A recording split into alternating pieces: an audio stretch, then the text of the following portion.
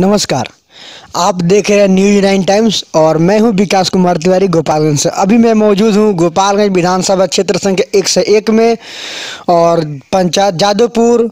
और मेरे साथ मौजूद है बीजेपी के प्रदेश कार्य समिति के, जो कि इनका नाम पड़ेगा दीपक सिंह जी। और इनसे हम कुछ बात करेंगे, चूँकि इनका सरकार या माने तो गोपालगंज में विधायक 15 साल से रह चुके हैं। इनका एमपी भी रह चुके हैं 5 साल चुके। उसके बाद से गठबंधन में जेडीयू का भी एमपी हो गए हैं अभी। और इसी मुद्दे पे बात करेंगे कि 15 साल में क्या इन लोगों का पार्टी किया है गोपालगंज के लिए। तो आइए हम इनसे बात करें। सर, सबसे पहले नमस्कार न्यूज़ 9 टाइम्स चैनल में।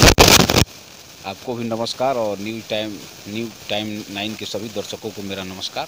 सर, आपका विधायक यहाँ 15 साल रह चुके हैं और फिर भी चुनाव होने वाला है। अभी तक 15 साल में क्या किए हैं? देखिए, 15 साल में जो शासन व्यवस्था है, हमारी सरकार जो है शासन व्यवस्था को पूरी तरह से हमारी सरकार ने तंदुरुस्त किया है। हमारे माननीय सम्माननीय विधायक ने जो है 15 साल के दौरान जो है दियारा में जो पहले बाढ़ विभीषिका जो आती थी, लाखों लोग जो है पलायन करते थे, आज वह स्थिति कहीं ना कहीं थमी हुई है।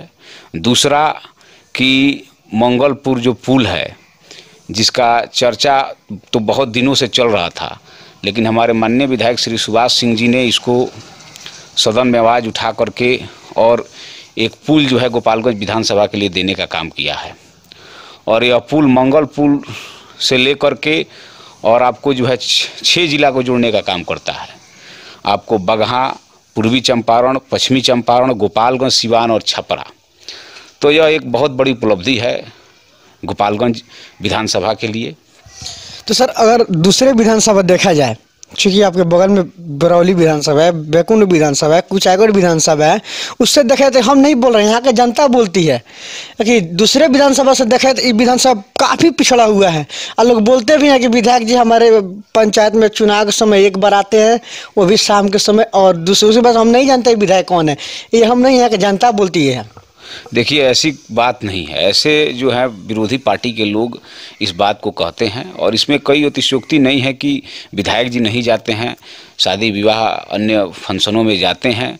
और हर पंचायत में, हर शक्ति केंद्र में हमारे शक्ति केंद्र के प्रमुख हैं।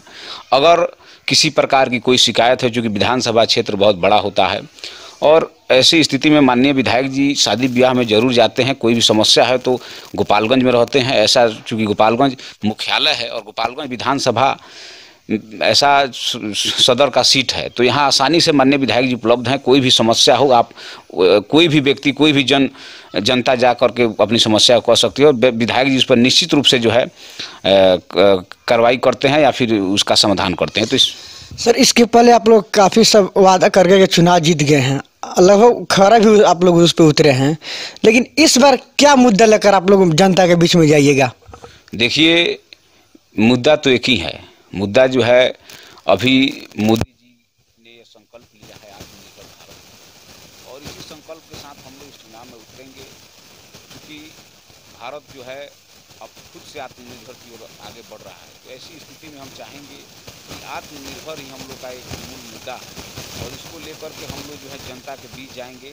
और सबसे बड़ी बात है कि हमारी सरकार की जो उपलब्धियां है, जो ऐतिहासिक निर्णय है, जो काफ़ी समय से लंबित पड़े थे, उसको हमारी सरकार ने कहीं ना कहीं उन वादों को पूरा किया और निश्चित रूप से जो है हम इस दिशा में आगे बढ़ रहे हैं और हम जो है इसमें सफल भी हो रहे हैं। तो सर, एक सवाल आपसे, एक सवाल और मेरा, क्योंकि एक तिलंगाई है, एक डेरा पंचायत और कोन्हा पंचायत और बसडीला पंचायत के छात्र वहाँ जाकर डिफरेंस का तैयारी करते हैं। क्योंकि वहाँ मोदी जी भी आ चुके हैं 2014 में चुनाव प्रचार के लिए, विधायक जी भी 2-3 बार शायद गए होंगे, लेकिन अभी तक उसका कुछ नहीं हुआ। और जब जाते हैं तो बोलते हैं कि नहीं, हम लोग उसके फील्ड के लिए बहुत कुछ काम करेंगे, लेकिन अभी तक नहीं किया गया। जो फील्ड पहले से था उससे भी कुछ ग्रामीणों द्वारा काट खेत में सब मिलाया जा रहा है, तो उसके लिए क्या बोलेंगे?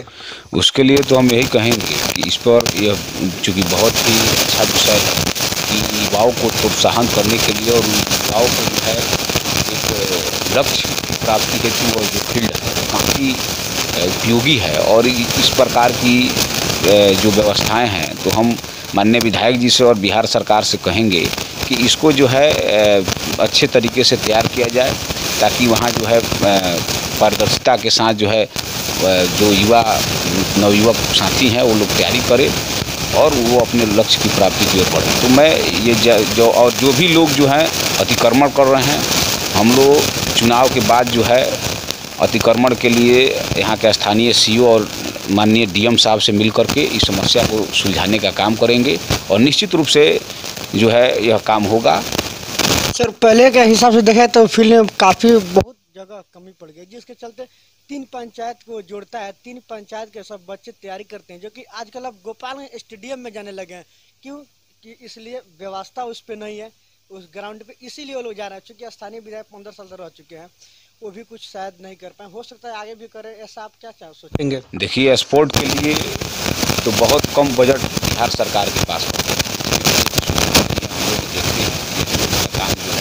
लेकिन अब बिहार सरकार इसमें पहल करना शुरू कर दी और हाल ही में 15 करोड़ की लागत से आपको डीएम में जो है स्पोर्ट ग्राउंड बनने जा रहा है, जहां सभी प्रकार के खेल अनिवार्य रूप से होंगे और इसके लिए हमारी सरकार ने जो है घोषणा भी कर दी है। और ये हमको लगता है कि गोपालगंज विधानसभा में इकलौता ऐसा बड़ा काम होने जा रहा है जो गोपालगंज सदर के लिए जो है बहुत बड़ी उपलब्धि है और यह संभव हमारे माननीय विधायक के द्वारा ही है।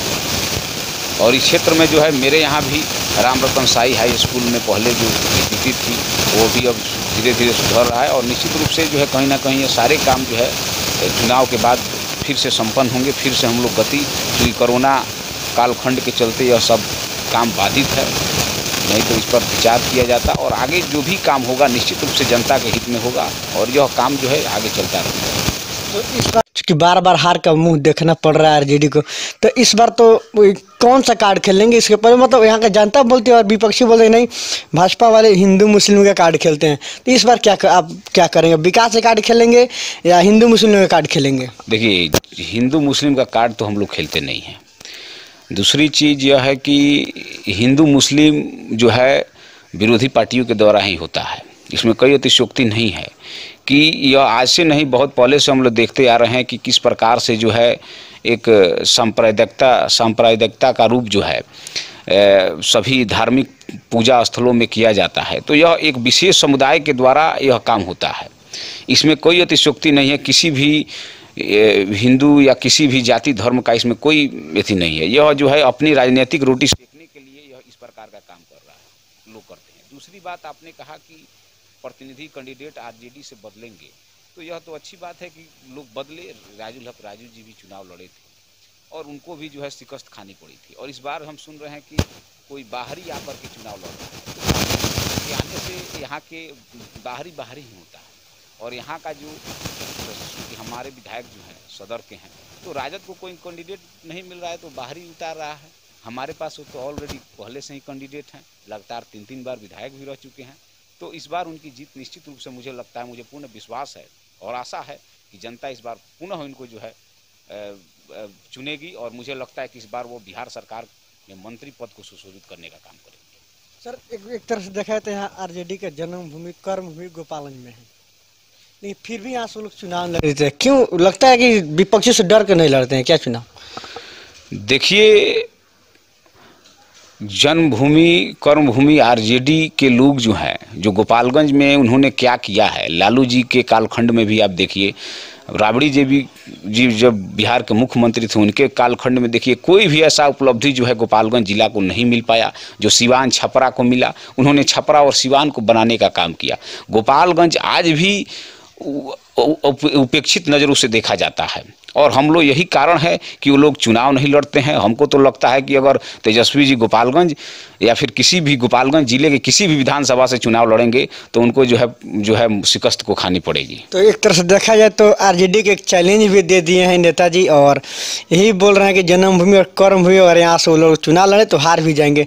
चलिए, इस मुद्दे पर अब हम कुछ और इनसे बात करेंगे और यहाँ के कुछ एमपी साहब भी हैं जो कि वो भी आवाज़ उठाए थे जाकर सदन में। गठबंधन में आपका एमपी साहब है, आवाज़ उठाते सभ्य हवाई अड्डा को, या मैं बहुत कुछ ऐसा काम है जो कि बहुत पहले से ही पड़ा हुआ है। तो सभ्य हवाई अड्डा के बारे में आप लोग क्या कहेंगे?